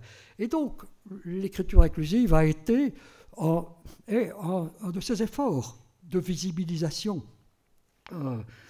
Si par exemple je dis il y a 1 million d'habitants à Bruxelles, personne ne va croire que j'utilise le masculin, personne ne va croire que je dis qu'il n'y a que des hommes à Bruxelles. Par contre, si je dis les infirmiers ont fait grève, comme on sait qu'infirmier c'est une profession surtout féminine, là le masculin trompe, parce qu'on peut croire qu'il n'y a que les infirmiers qu'on fait pas, et pas les infirmières. Hein.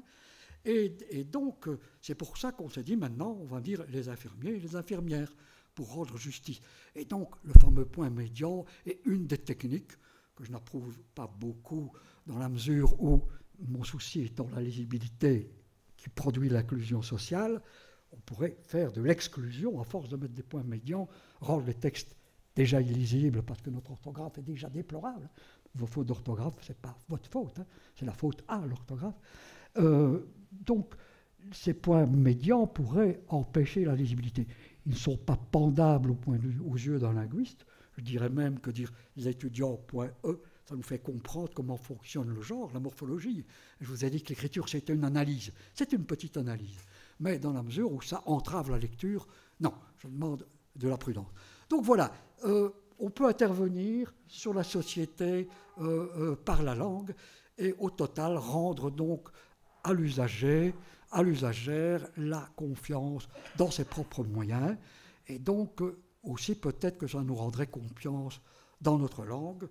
Ça nous aiderait à voir, non pas qu'elle est en crise, mais qu'elle a une formidable vitalité, qu'elle a une faculté à se renouveler, à s'adapter au changement. Et donc, c'est ça qui nous permettra de croire à son avenir. D'ailleurs, certains le font. On a 2 de mes collègues qui sont des linguistes atterrés, aussi, qui ont fait un petit livre dont le titre est merveilleux, hein, Le français est à nous. Mais oui, c'est à nous que ça sert. Hein. On dit toujours, oui, le génie, nous devons respecter. Mais non, c'est un outil à nous qui va nous servir. Nous devons pouvoir nous l'approprier. Et c'est donc ce fameux tract dont je vous ai parlé, qui est pour nous un instrument dans ce combat pour rendre confiance à la fois dans nos capacités langagières et dans notre langue. Je vous remercie pour votre attention dont j'ai largement abusé.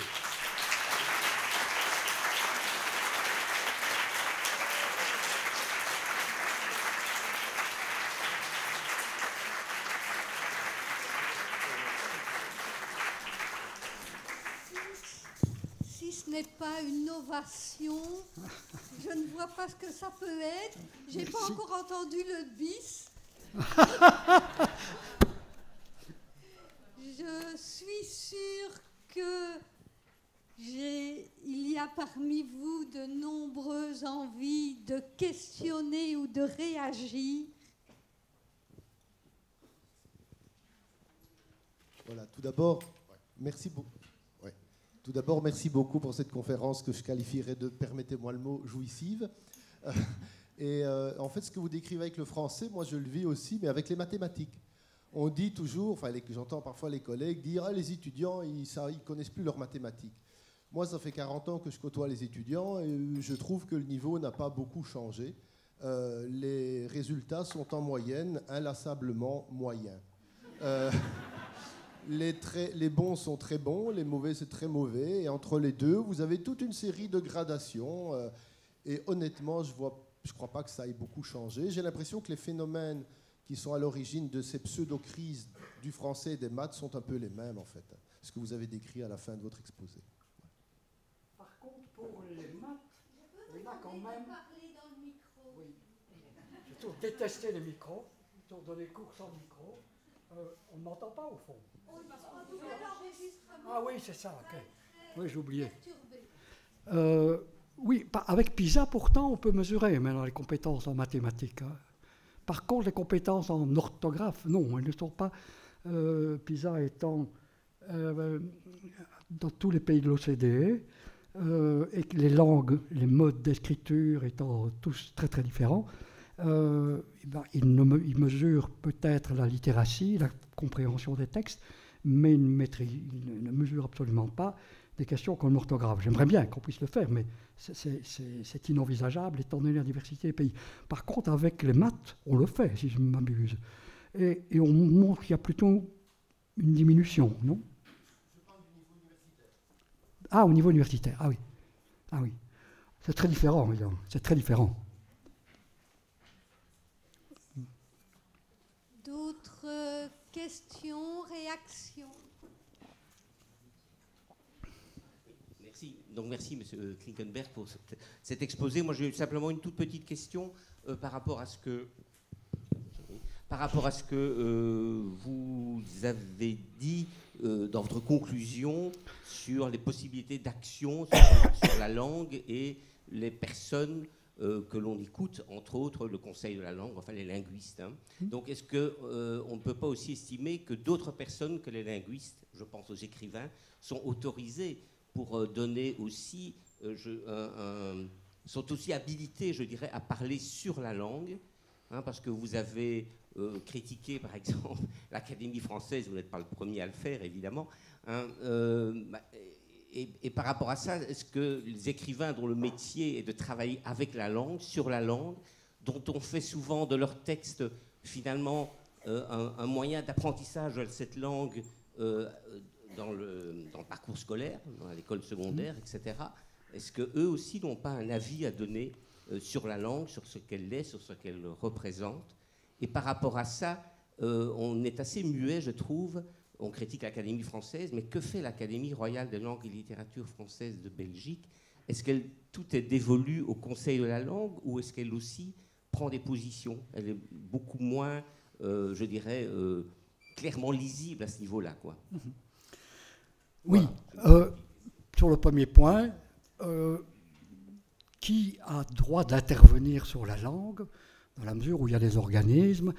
J'ai toujours dit, de la même manière qu'un homme d'État français disait que la guerre était une chose trop sérieuse pour la laisser aux militaires, la langue est une chose trop sérieuse pour la laisser aux linguistes.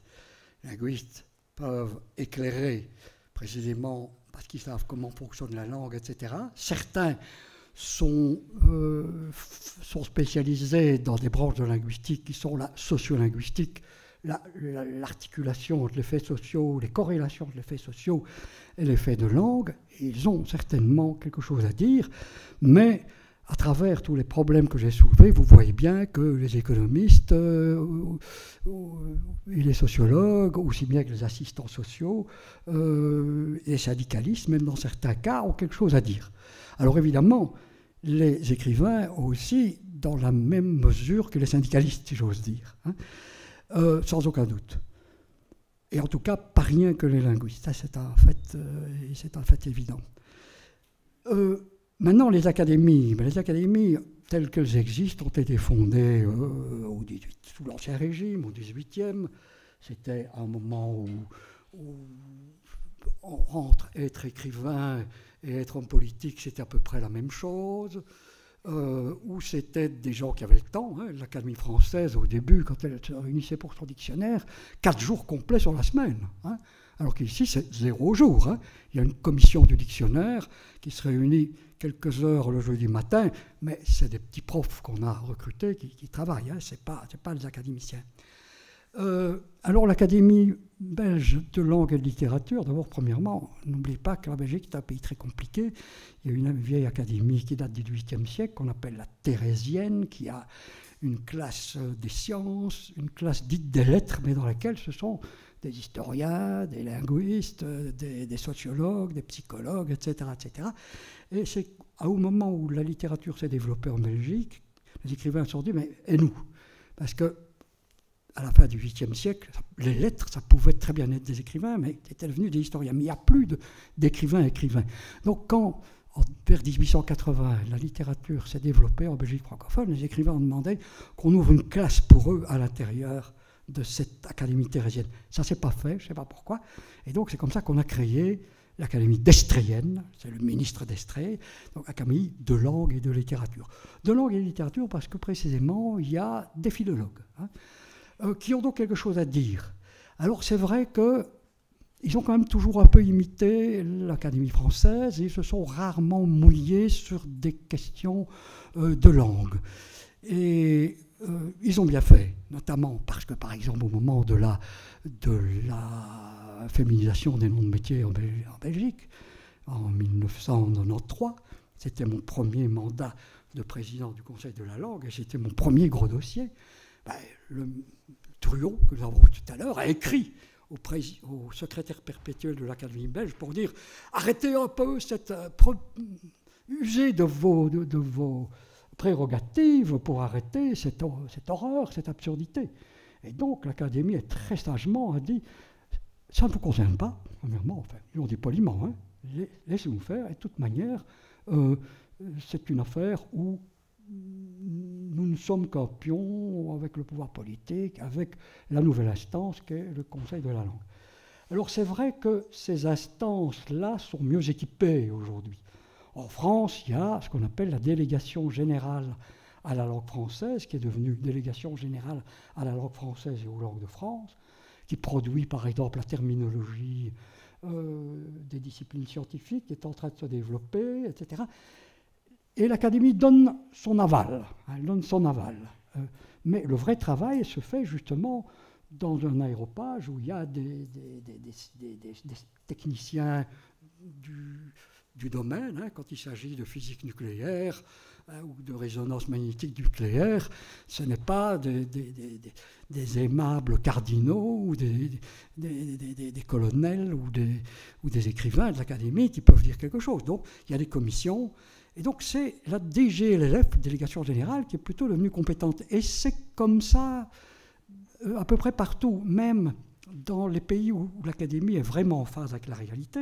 Hein, vous avez en Espagne la Real Academia de la Lengua, qui fait un dictionnaire qui est un dictionnaire très sérieux, contrairement au dictionnaire de l'Académie française, qui vaut rien, hein, qui se revoit tous les 4 ans, mais qui, d'une part, sait prendre ces informations partout dans l'hispanophonie, a su s'entourer justement des linguistes et du philologue qu'il fallait pour faire un dictionnaire. Et donc là, elle joue le rôle que jouerait un conseil de la langue espagnole s'il y en avait un, mais il n'y en a pas. Mais comme l'Académie, la Real Academia de la Lengua s'est réellement modernisée au cours de ces années d'existence, et surtout le réseau des Real Academia, parce qu'il y a une Real Academia de la Lengua royale dans tous les pays hispanophones, même aux États-Unis.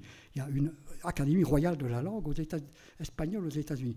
Donc le réseau international mis en place a très très bien fonctionné. Et donc là, on peut dire que l'Académie a pris le pli du XXIe siècle. Je suis désolé d'avoir été un peu long avec ça, qui relève parfois l'anecdote. Hein.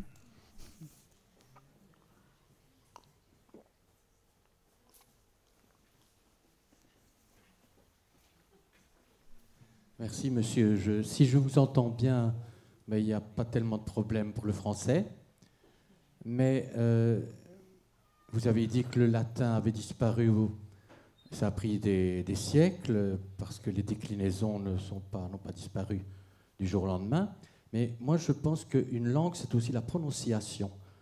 Et je m'inquiète, je vous ai entendu dire iPhone, et jusqu'à présent, le I en français, c'est I que ça se prononce.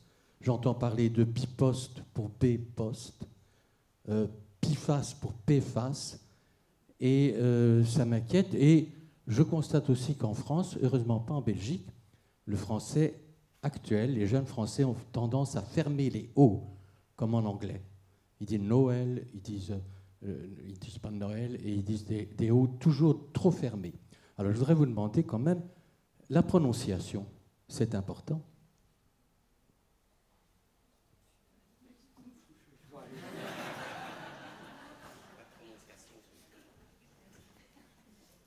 En fait, nous vivons dans un univers de variations. Hein. La langue n'arrête pas de varier. Alors, elle varie dans 3 axes. Elle varie dans le temps. Il y a des mots qu'on n'utilise pas. Voilà, moi, je sursautais quand mon patron à l'UNIF me dit « Ah, c'était épatant, ça, épatant ». J'avais l'impression que j'étais dans les pieds nickelés. Moi, j'ai plutôt « c'est génial ». Alors après, les gens après moi ont dit « c'est cool ». Et aujourd'hui, paraît-il, on dirait « c'est stylé ». De dire « c'est cool », ça, tout à fait. Donc, ça varie dans le temps, ça varie dans l'espace aussi. Et justement, on ne parle pas à Mons comme on parle à Liège. Et par exemple, l'eau dont vous parlez, il y a des cartes qui permettent de voir, par exemple, que dans une partie de la France, on dira la rose, et chez nous, nous disons aussi une rose. J'ai acheté 6 roses. Mais dans le sud, on dit une rose. J'ai acheté 6 roses. Hein, donc un O ouvert. Mais voilà, c'est comme ça. C'est comme ça. Ça commence à aller mal quand on dit rose, c'est mauvais, hein, c'est rose qu'il faut dire. Mais rose, c'est mauvais, c'est rose. À ce moment-là, mais au nom de quoi? Au nom de quoi? On le fait hein, dans toutes les langues. Mais on le fait toujours pour quelque chose qu'on n'ose pas dire, hein, c'est-à-dire pour assurer son pouvoir d'une portion de la société sur une autre portion. Il faut dire rose, et pas rose. Non, il faut dire rose, pas rose. On assure son pouvoir en parlant d'une certaine manière. Mais alors, du coup, comme on n'ose pas dire « je fais ça pour exercer mon pouvoir », parce que ça ne se dit pas... Ça se dit dans la fable, hein, peut-être pas parce que je m'appelle Lion, hein, dans la fable de La Fontaine.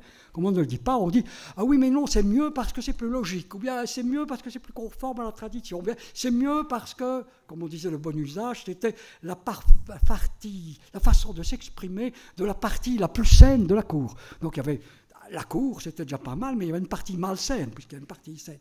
Donc on donne des explications qui souvent n'en sont pas. L'essentiel, c'est d'exercer le pouvoir symbolique. C'est à ça que ça sert aussi la langue, parmi les choses à quoi elle sert. C'est d'exercer son pouvoir. Il n'y a pas besoin de s'appeler Trump ou Elon Musk pour savoir que avoir la possession des moyens de communication, c'est avoir le pouvoir, mais avoir le pouvoir sur les normes aussi. Hein. Et voilà, j'ai raconté une anecdote, je vais en raconter une autre, d'un autre collègue cette fois-ci.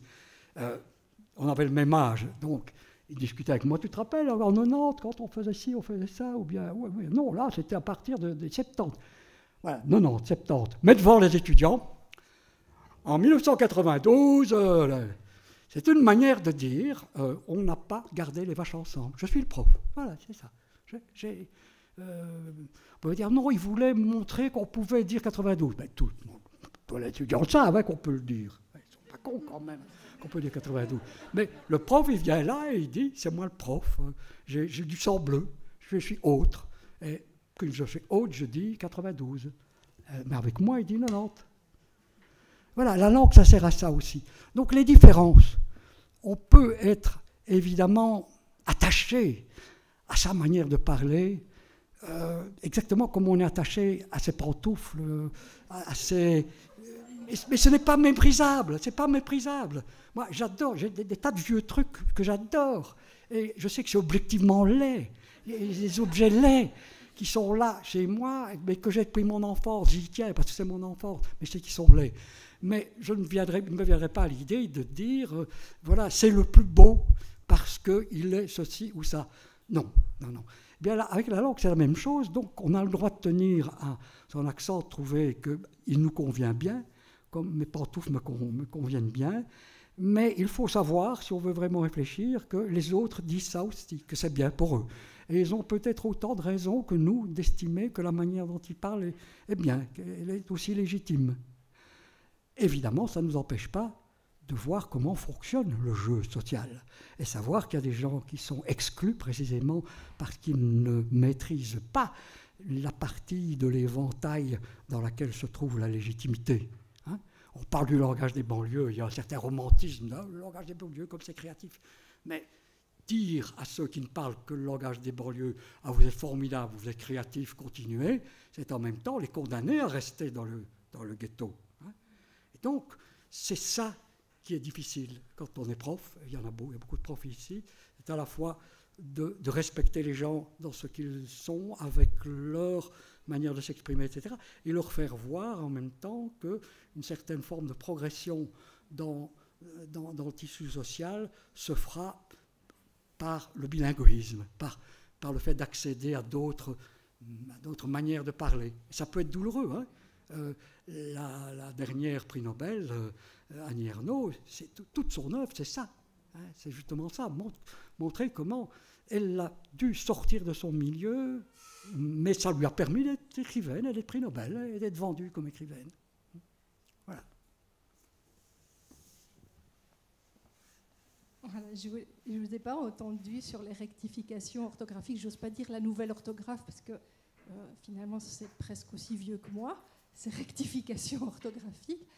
En fait, voilà pourquoi, à votre avis, ça ne passe pas. Parce que mon fils va écrire août et son institutrice, c'est déjà dur d'écrire août. Ah, oui, lui a fait la correction d'ajouter l'accent circonflexe sur le U. Qu'est-ce que je dois faire à votre avis?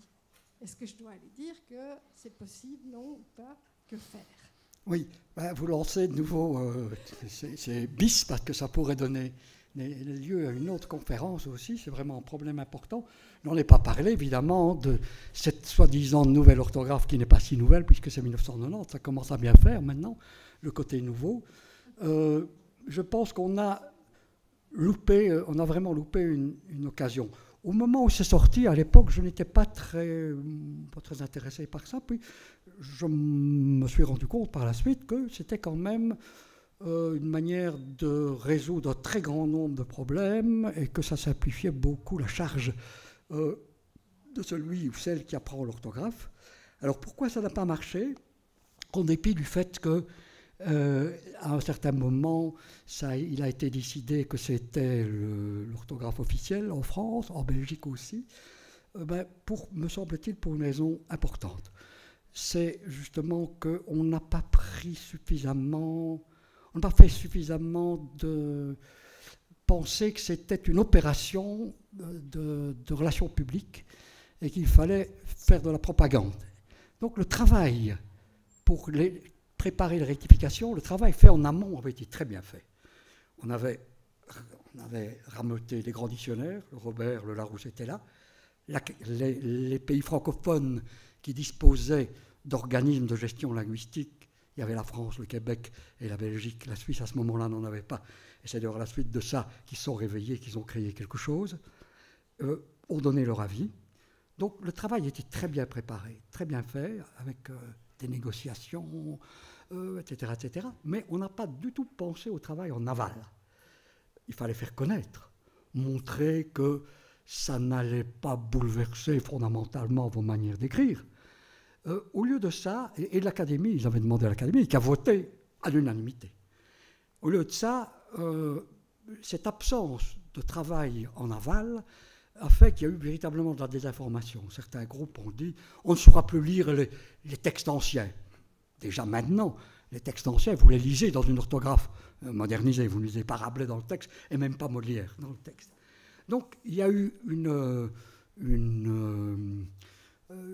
campagne dans laquelle certains secteurs français, essentiellement, se sont déchaînés. Alors l'Académie a fait marche arrière. Hein. Certains ont dit quoi? On a voté ça? Non, je ne sais pas, moi. Donc ils devaient dormir. Et du coup, comme la francophonie reste quand même très centralisée autour de Paris, les autres attendent de voir ce que Paris va faire. Hein. à certains moments historiques, on a pu sauter. Paris, par exemple, la finition des noms de métiers, le Québec l'a fait sans demander son avis, sans demander son avis à la France. Mais ici, donc, en Belgique, ça a été décrété l'orthographe officielle, mais dans les instructions, à un moment donné, il a été dit on enseignera prioritairement l'orthographe rectifiée. Mais ça ne veut rien dire, prioritairement. Les profs, c'est un petit peu comme avec le voile, hein, dire, oui, les pouvoirs ordinateurs vont s'arranger. Mais non, si on ne donne pas des trucs clairs, il y a un manque de courage. Et donc, j'ai participé à certains moments à des rencontres avec des formateurs, dont certains disaient, mais dites-nous qu'on doit le faire, pas prioritairement, mais obligatoirement, dites-nous ça. Alors on le fait, on saura ce qu'on doit faire. Mais donc, ça c'est très belge, évidemment, d'héroïque, ceci, un pas en arrière, un pas en avant. Et donc, la position de la France, la position de la France et son caractère centralisateur a fait que les pays aux alentours n'ont pas été très proactifs. Et la Suisse l'est un peu, la Belgique l'est un peu, le Québec qui, jadis, approuvait le mouvement marchand, aujourd'hui sur le plan politique, du point de vue de la langue, le Québec est très attentiste, regarde ce que fait la France. Donc c'est pas demain que ça va être arrangé. Pourtant, il y a des petits craquements. Le dernier dictionnaire de l'Académie française ménage une certaine place à la rectifier. Il y a quand même eu l'avant-dernier congrès mondial des profs de français qui s'est tenu à Liège. J'ai eu le bonheur de présider l'organisation de ce colloque et je n'avais accepté de le faire que s'il y avait des résolutions. Et une des résolutions, ce sont les profs qui demandent donc qu'on solde, que la question de la rectification soit clôturée, que ça soit en vigueur partout, et qu'on s'attelle quand même à des réformes plus profondes, notamment l'accord du participe passé. Donc, il y a des choses comme ça qui sont en train de se passer.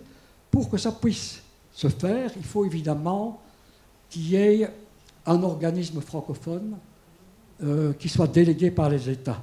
Ça n'existe pas aujourd'hui. Il y a donc l'Académie qui, soi-disant, est au centre. Donc il n'y a rien de comparable au Conseil pour l'orthographe allemande, par exemple, dans lequel les germanophones du Danemark, les Suisses, les Italiens du Haut-Adige sont représentés, comme les Belges. Aujourd'hui, le président de ce Rat für der Deutsche Sprache, etc., c'est un Belge. Et donc, ils se rencontrent, les États leur ont donné mandat. Et donc, nous sommes un certain nombre à estimer, c'est une proposition des linguistes atterrés, de demander qu'il y ait un conseil des francophones international pour intervenir sur des phénomènes comme cela. C'est une demande des linguistes atterrés, mais c'est aussi une demande qui a été acceptée et faite lors de la dernière rencontre des organismes. Il y a donc des organismes de gestion de la langue, il y en a que dans les pays du Nord, hein. Il y a Suisse, Belgique, France, on se réunit, nous nous réunissions, je ne suis plus dedans, une fois par an pour échanger des informations, etc. Et lors de la dernière rencontre, il y a vraiment eu cette résolution, il faut mettre sur pied cette espèce de conseil international des francophones. Je ne le verrai sans doute jamais de mon vivant, mais le mouvement est en marche. Il n'est pas nécessaire d'espérer pour entreprendre, ni de réussir pour persévérer.